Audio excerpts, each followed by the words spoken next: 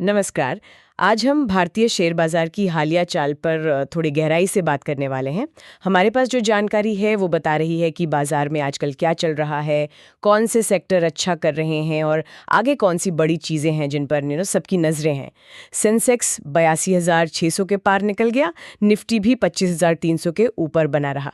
ये आंकड़े तो काफ़ी अच्छे दिख रहे हैं। तो सवाल यही है कि इस तेज़ी के पीछे क्या है? क्या ये टिकाऊ है? चलिए इसी पर बात करते हैं। तो सबसे पहले बाजार का हाल देख लेते हैं। सेंसेक्स करीब 313 अंक ऊपर 82,693 पर बंद हुआ और निफ्टी 50 भी लगभग 91 अंक बढ़कर 25,330 के ऊपर रहा। कुछ सेक्टर जैसे पीएसयू बैंक और ऑटो, इनमें अच्छी रौनक थी, लेकिन हाँ, मेटल सेक्टर थोड़ा सुस्त रहा। हाँ बिल्कुल। ये जो बाजार में एक सकारात्मक माहौल सा दिख रहा है ना, इसके पीछे फिलहाल दो मुख्य वजह हैं जिन पर काफी चर्चा है। पहली तो है भारत और अमेरिका के बीच जो व्यापार पर बातचीत चल रही है।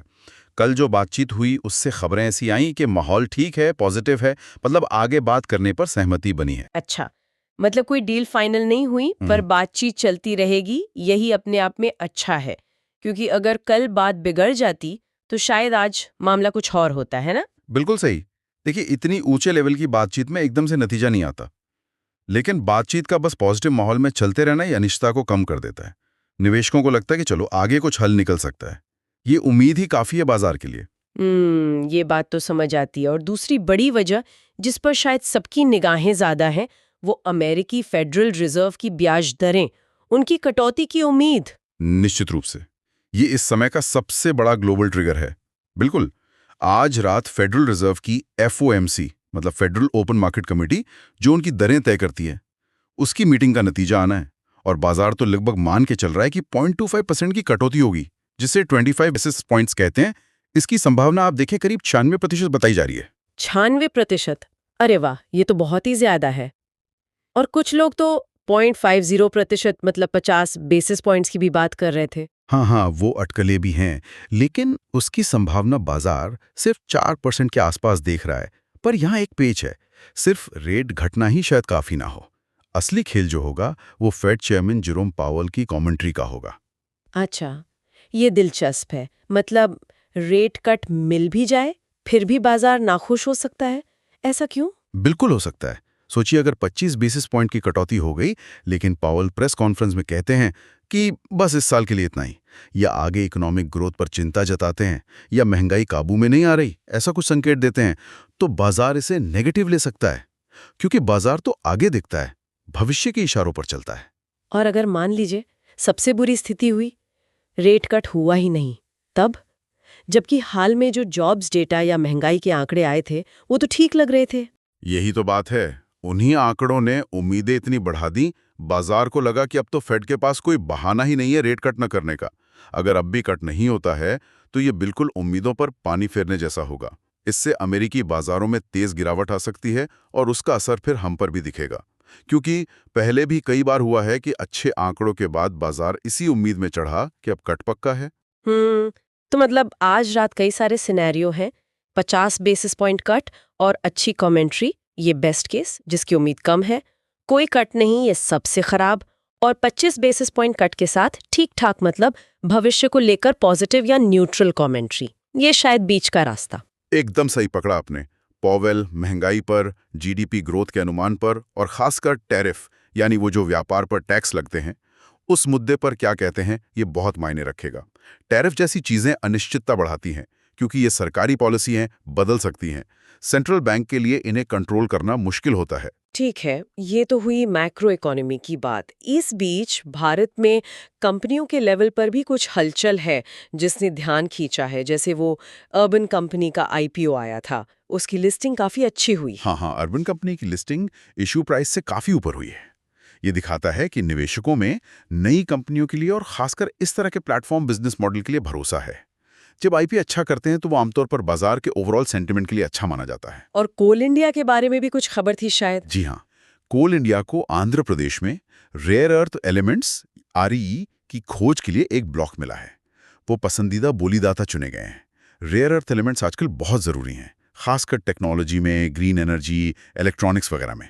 तो ये कोल इंडिया के लिए अपने कोयला वाले बिजनेस से हटकर एक नए फील्ड में जाने जैसा है।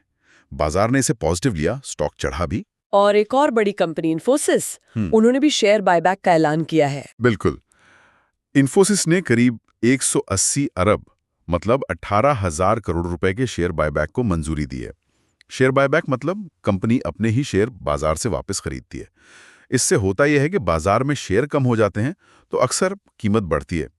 इसे शेयर होल्डर्स को पैसा लौटाने का एक तरीका भी मानते हैं। तो ये सब दिखाता है कि बड़ी आर्थिक चिंताओं के बीच भी कंपनियां अपने लेवल पर एक्टिव हैं। अच्छा, ये तो हुई बड़ी आर्थिक घटनाओं और कंपनियों की बात। लेकिन बाजार में पैसा लगाने वाले जो बड़े खिलाड़ी हैं, मतलब विदेशी संस्थागत निवेशक FIIs, वो क्या कर रहे हैं इस माहौल में? सुनने में आ रहा है कि उनके बर्ताव में भी कुछ बदलाव है। पहले तो वो लगातार बेच ही रहे थे। हाँ, ये एक बहुत ही अहम पॉइंट है। पिछले कुछ समय से हम देख रहे थे कि FIIs रोज हजारों करोड़ की बिकवाली कर रहे थे, पैसा निकाल रहे थे। लेकिन हाल के दिनों में ये पैटर्न थोड़ा बदला है। कभी बिकवाली की रकम बहुत कम हो जाती है और कभी-कभी तो वो खरीदार भी बन जाते हैं। जैसे कल ही उन्होंने करीब 308 करोड़ रुपए की नेट खरीदारी की। तो क्या ये बदलाव सिर्फ फेड रेट कट की उम्मीद से ही जुड़ा है, या इसके पीछे कुछ और भी हो सकता है? फेड की उम्मीदें तो निश्चित रूप से एक बड़ा फैक्टर है, इसमें कोई शक नहीं। लेकिन शायद ये भी दिखाता है कि ग्लोबल निवेशक अब भारत को इस अनिश्चितता भरे माहौल में एक ज्यादा स्थिर जगह के तौर पर देख रहे हैं। हो सकता है पैसा सिर्फ सस्ते लोन की वजह से नहीं आ रहा हो, बल्कि तुलना में सुरक्षा और ग्रोथ की संभावना देखकर भी आ रहा हो। ये एक इंटरेस्टिंग पॉइंट है। लेकिन ये फेड रेट कट और FIIs के आने का सीधा कनेक्शन क्या है, उसे थोड़ा और समझाएंगे? जरूर। इसके दो मुख्य पहलू हैं। पहला, जब अमेरिका में ब्याज दरें कम होती हैं तो डॉलर आमतौर पर दूसरी करेंसी के मुकाबले थोड़ा कमजोर होता है। हमने देखा भी है कि डॉलर इंडेक्स, जो दुनिया की बड़ी करेंसी के मुकाबले डॉलर की ताकत नापता है, वो 97 के नीचे चला गया है। इसका असर भारतीय रुपये पर भी पड़ा है। रुपया भी डॉलर के मुकाबले 88 के लेवल से थोड़ा सुधरा है, मजबूत हुआ है। और रुपया मजबूत होने से FIIs को क्या फायदा? देखिए, जब रुपया मजबूत होता है तो भारत में जो उन्होंने निवेश किया है उस पर उनका डॉलर में रिटर्न बढ़ जाता है।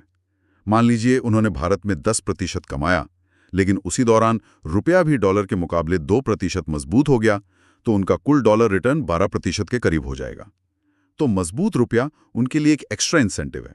अच्छा, और दूसरा पहलू? दूसरा पहलू यह है कि अगर अमेरिका में ब्याज दरें कम हैं तो FIIs के लिए वहां से कम ब्याज पर पैसा उधार लेकर भारत जैसे उभरते बाजारों में लगाना ज्यादा फायदेमंद हो जाता है, जहां उन्हें लगता है कि ज्यादा रिटर्न मिलेगा। इसे कैरी ट्रेड भी कहते हैं। तो कम अमेरिकी ब्याज दर और मजबूत रुपया, ये दोनों मिलकर FIIs को भारत में पैसा लाने के लिए प्रोत्साहित कर सकते हैं। इसीलिए फेड का फैसला इतना क्रिटिकल है। तो ऐसा लग रहा है कि फिलहाल बाजार की गाड़ी तो पूरी तरह फेड के फैसले के इंजन पर ही चल रही है। लेकिन क्या ये कहना सही होगा कि अगर आज रात फेड ने निराश किया तो सब कुछ पलट सकता है, या बाजार के सामने और भी रिस्क हैं? देखिए, फेड का फैसला और उनकी कमेंट्री, ये इस समय का सबसे बड़ा और सबसे नजदीकी रिस्क है, इसमें कोई शक नहीं। अगर नतीजा उम्मीद के खिलाफ आया तो हमने जो ये हालिया तेजी देखी है वो काफी हद तक गायब हो सकती है। बाजार के सेंटीमेंट बहुत तेजी से बदलता है। लेकिन फेड के अलावा और किन बातों पर नजर रखनी चाहिए निवेशकों को? ग्लोबल लेवल पर देखें तो अमेरिका में आगे महंगाई के आंकड़े कैसे आते हैं, ये बहुत महत्वपूर्ण रहेगा। अगर महंगाई फिर से बढ़ने लगती है तो फेड पर दोबारा सख्ती का दबाव आ सकता है। कोई नया बड़ा जियोपॉलिटिकल तनाव, जैसे कहीं कोई युद्ध या बड़ी अशांति, वो भी बाजारों को हिला सकता है। और अगर हम अपने देश में देखें तो कुछ सेक्टर्स जो अभी अच्छा नहीं कर रहे हैं, जैसे मेटल्स, लाइफ इंश्योरेंस, स्टील, उन पर नजर रखनी होगी। क्या वो संभलते हैं या और कमजोर होते हैं, ये भी बाजार की ओवरऑल सेहत के लिए मायने रखेगा। और भारत में भी तो महीने के अंत में एक बड़ी बैठक है रिजर्व बैंक की। ट्री पॉलिसी कमेटी यानी MPC की बैठक है। ये अपनी जगह बहुत महत्वपूर्ण है। लेकिन दिलचस्प बात यह है कि RBI क्या फैसला लेगा, ये भी काफी हद तक आज रात फेड क्या करता है उससे प्रभावित हो सकता है। अच्छा, वो कैसे जुड़ा है? देखिए, अगर फेड आज रात ब्याज दरें घटाता है तो RBI के लिए भी अपनी पॉलिसी रेट्स में नरमी लाने या कटौती करने की गुंजाइश बढ़ जाती है। उन पर एक तरह का दबाव भी बनता है कि ग्लोबल ट्रेंड नरमी का है तो हमें भी कुछ करना चाहिए। वहीं अगर फेड दरें नहीं घटाता या भविष्य के लिए सख्त संकेत देता है तो RBI भी शायद इंतजार करना ही बेहतर समझेगा, भले ही वो पहले कटौती का सोच रहे हों। तो एक तरह से फेड का फैसला RBI के लिए भी रास्ता बनाने में मदद करेगा। तो अगर हम पूरी बातचीत को समेटें, लबो-लुआब निकालें, तो ऐसा लग रहा है कि भारतीय बाजार में जो ये हालिया तेजी है, इसके पीछे मुख्य रूप से दो बड़ी उम्मीदें काम कर रही हैं। एक तो भारत US व्यापार वार्ता का पॉजिटिव रहना, और दूसरा अमेरिकी फेड द्वारा ब्याज दरों में कटौती की बहुत मजबूत संभावना। बिल्कुल सही। और इन दो बड़ी उम्मीदों के साथ साथ एफआईआईज की बिकवाली में कमी और कभी कभार खरीदारी का दिखना, रुपए की मजबूती और कुछ अच्छी कॉर्पोरेट खबरें जैसे अर्बन कंपनी का सफल आईपीओ, कोल इंडिया का नया कदम और इन्फोसिस का बायबैक, इन सब ने मिलकर बाजार का मूड अच्छा किया है। लेकिन अब ये मूड बना रहेगा या बिगड़ेगा, इसका बड़ा फैसला तो आज रात फेड के ऐलान और उनकी कमेंट्री पर ही निर्भर करेगा। बाजार बिल्कुल सांस रोककर इंतजार कर रहा है। हाँ, आज रात एक तरह से लिटमस टेस्ट है बाजार का। और फिर महीने के अंत में आरबीआई का फैसला भी उतना ही अहम होगा। अभी सबका ध्यान इन्हीं बड़ी आर्थिक घटनाओं और सेंट्रल बैंकों पर ही टिका हुआ है। ये देखना बड़ा दिलचस्प है कि कैसे ये बड़े फैसले पूरी दुनिया के बाजारों की दिशा तय कर देते हैं। सही कहा, बाजार की नब्ज तो इन्हीं पर टिकी है अभी।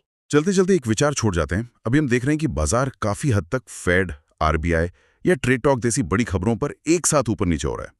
जरा सोचिए, अगर ये बड़े मुद्दे जैसे ब्याज दरें या ग्लोबल ट्रेड की स्थिति थोड़े स्थिर हो जाएं, क्या तब हम ऐसा देखेंगे कि अलग अलग कंपनियों के शेयर उनकी अपनी कमाई, उनके मैनेजमेंट के काम और उनके सेक्टर की ग्रोथ के आधार पर ज्यादा चलेंगे? क्या तब ऐसा होगा कि अच्छी फंडामेंटल वाली कंपनी का शेयर भागेगा भले ही पूरा बाजार सुस्त हो, और कमजोर कंपनी का शेयर गिरेगा भले ही बाजार तेज हो? यह सवाल उठता है कि क्या मैक्रो इकोनॉमिक अनिश्चितता कम होने पर हम एक ऐसे दौर में जा सकते हैं जहां स्टॉक स्पेसिफिक मतलब कंपनी विशिष्ट प्रदर्शन ज्यादा मायने रखेगा? इस पर गौर किया जा सकता है।